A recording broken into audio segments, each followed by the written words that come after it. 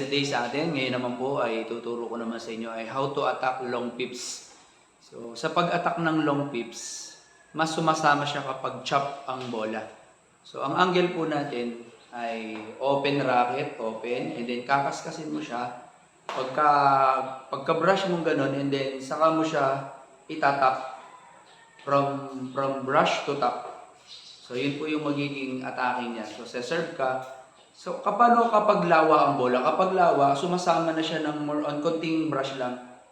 Sumasama siya. Pero pag heavy siya, brush to top.